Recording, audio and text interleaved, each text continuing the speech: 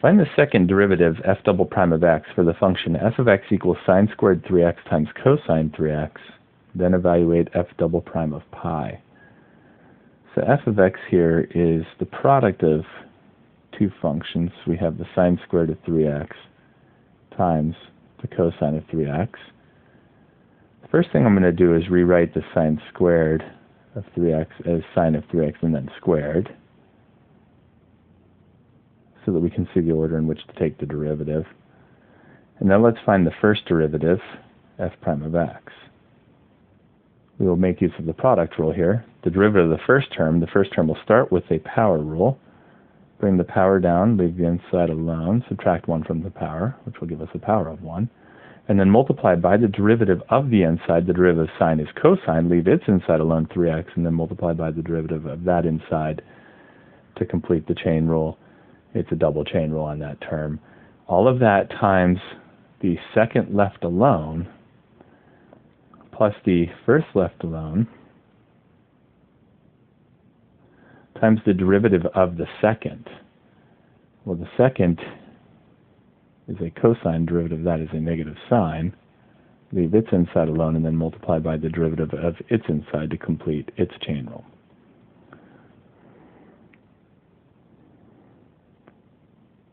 So our first derivative, f prime of x, is, let's put the constants together here and here. Everything's multiplied there, so 2 times 3 is a 6. We have a sine of 3x, and we have a cosine and another cosine, so a cosine of 3x and quantity squared. And then in the second term, we have a negative and a 3. Multiply those, that'll be a negative 3. And we have a sine squared times a sine, which will give us a sine cubed. So there's our first derivative. It can be factored, but we actually do not want to factor it. It will make it more difficult to find the derivative. We're going to take the derivative from here. Now the first term here is a product, so make use of the product rule for that. So our second derivative, f double prime of x, will be derivative of the first term. The 6 will come along. Derivative of sine of 3x will be cosine of 3x multiplied by 3 to complete the chain rule, times the second left alone, cosine of 3x squared, plus the first left alone, 6 sine of 3x, times the derivative of the second. Well, the second is a power rule. Here's the second term, and we'll have a power rule. We bring down the power, leave the inside alone, subtract 1 from the power, that'll give us a power of 1, multiply by the derivative of the inside. The derivative of cosine is negative sine of 3x, and then multiply by the derivative of its inside to complete the double chain rule. That's all the product rule for the first term. And now we have this second term, which will start with the power rule, bring down the 3, multiply with that negative 3, which will give us negative 9. Leave the inside alone, subtract 1 from the power, multiply by the derivative of the inside. The derivative of sine is cosine of 3x, leave its inside alone, 3x, multiply by the derivative of its inside, which is a 3 for the double chain rule. So f double prime of x here will be, our first term, I have a 6 and a 3. That will give us an 18. I have a cosine and a cosine squared. That will give us cosine cubed.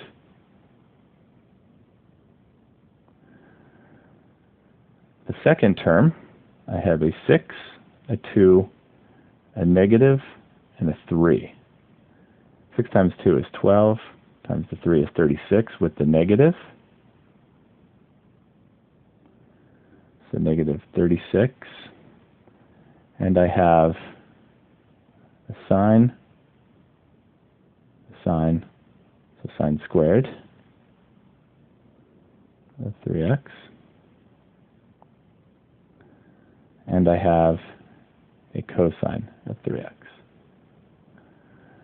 The third term, I have a negative 9 and a 3. Those are multiplied to be a negative 27. and I have a sine squared of 3x and a cosine of 3x. The second and third terms are actually the same form, just different coefficients. We can combine those. So we have 18 cosine cubed of 3x minus 36 minus 27. Combine those together, that'll be negative 63 sine squared of 3x times cosine of 3x.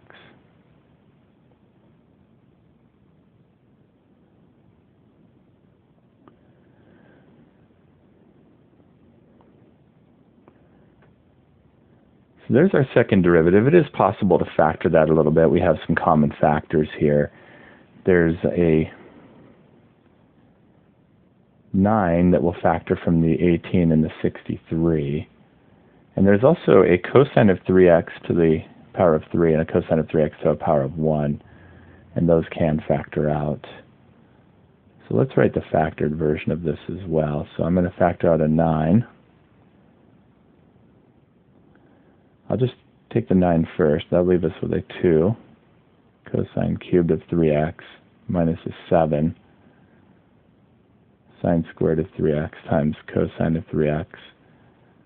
And we can factor out a cosine of 3x now as well. So 9 cosine of 3x. And we'll have left 2 cosine squared of 3x minus 7 sine squared of 3x. So there's our second derivative, f double prime of x. Let's now evaluate f double prime of pi. F double prime of pi, which means to plug a pi in for each of the x's, will be 9 cosine of 3 pi times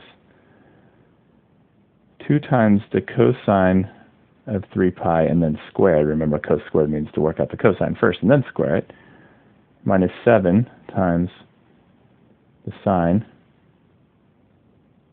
of 3 pi and then quantity squared, same thing. Sine squared means to work out the sine and then square the result. Now 3 pi on a unit circle is beyond 2 pi, so we can subtract 2 pi from each of these, and 3 pi is equivalent to 3 pi minus 2 pi, or just pi. So another way to write this is 9 cosine of pi times 2 cosine of pi quantity squared minus 7 times sine of pi quantity squared. Well, the cosine of pi is a negative 1, so we'll have 9 times negative 1. And in here we'll have 2 times negative 1 squared minus 7 times, and then the sine of pi is actually a 0. So outside we have 9 times negative 1, which is negative 9. Inside we will have 2 times a negative 1 squared, which is a positive 1, minus 7 times 0 squared, which is a 0. So we have negative 9 times 2 times 1 is a 2, minus 7 times 0 is a 0. We have negative 9 times 2 minus 0, which is a 2.